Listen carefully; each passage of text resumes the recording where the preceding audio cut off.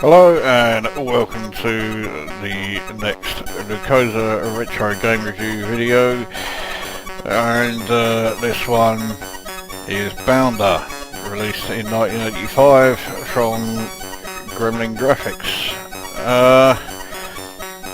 Now this is another one that I didn't have in the day, although a friend of mine did get it, and he got it, well, I would imagine like most people, he got it on the strength of the review from Zap64, and in what's becoming a bit of a trend, and certainly a bit of a theme in my videos, this is yet another example of a game that Zap64 absolutely raved about, and they gave it something in the region of like 95%, and I'm absolutely fucked to know why it did.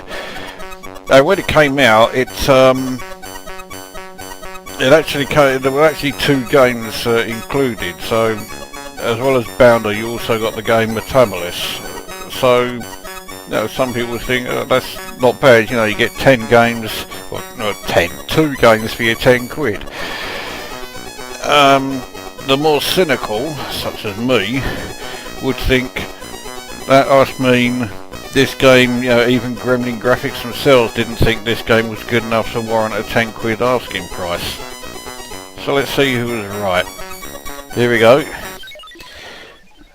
So, you start at the base there, and you are this tennis ball, which is bouncing around these, which are meant to be rooftop buildings.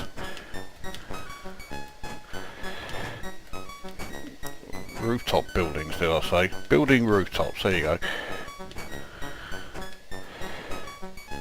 And, I mean, for starters, the bouncing isn't at all realistic, because you're moving around whenever you like, not just when the ball actually bounces. And, I mean, you know, let's cut to the chase. Graphically, it's fucking hideous. And the graphics for the scenery underneath the buildings, okay, the parallax scrolling is pretty good as we got through that level, and we're now at the first bonus level. But, you have to do it within a certain number of jumps. You can see your jump count at the bottom there. But yeah, graphically it's fucking awful.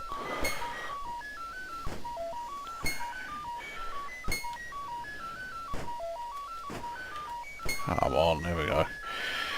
So we got that, so I have to sit here for ages because you can't skip the total countdown. And I got an extra life, just what I wanted. We only have a certain number of jumps to get through each level, which mercifully means that levels can be fairly short. Trouble is, it looks like now when you're going through like the regular levels, you're back to having no limit. Right, so we fell down there. Sometimes it respawns you in some fucking stupid places that just make you think, well, how the fucking hell am I supposed to get around that?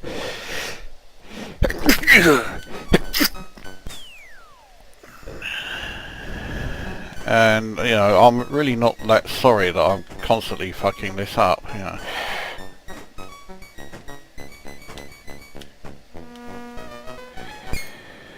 Sometimes if you land on those question mark things which give you mystery bonuses, it actually gives you something negative, so, fuck's sake.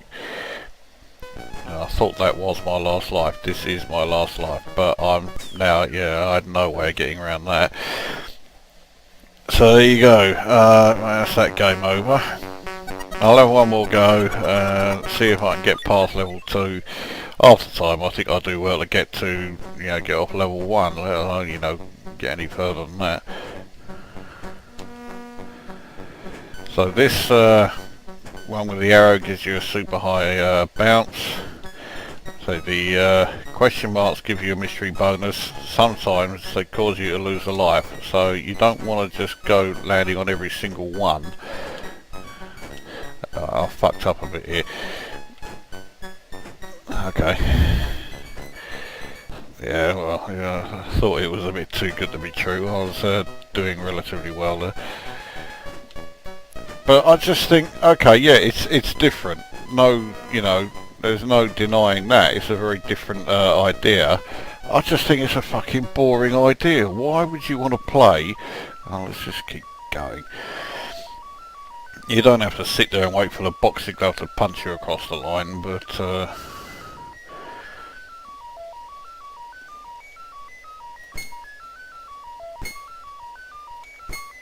yeah, it's sometimes when you finish a level you're stuck in an area where you can't get through it, so you can just sit there and wait for the boxing glove to punch you through.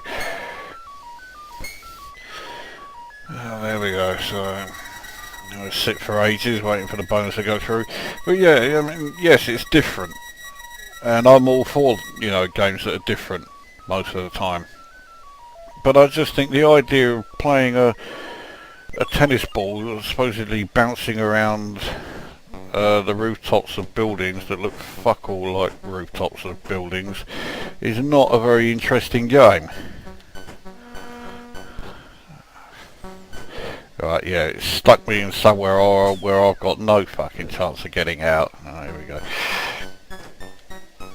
So yeah, I'm not a fan, and I have never been a fan of this game. I just think it's bollocks.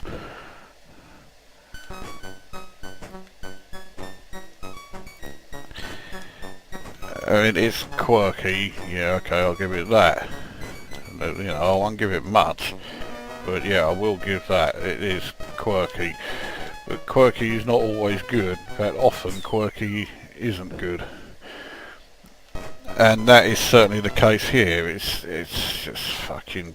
Oh, I can't stand it. Graphically it's hideous, the music is irritating, the gameplay is annoying. How the fucking hell did Zap64 rate it over 90%? I think it's a pile of shit. I'll give it 2 out of 10, and I'm not entirely sure why I've given it those 2 points. Yeah, don't bother with it. It's just... and the Metabolist game that came with it, that was also shit.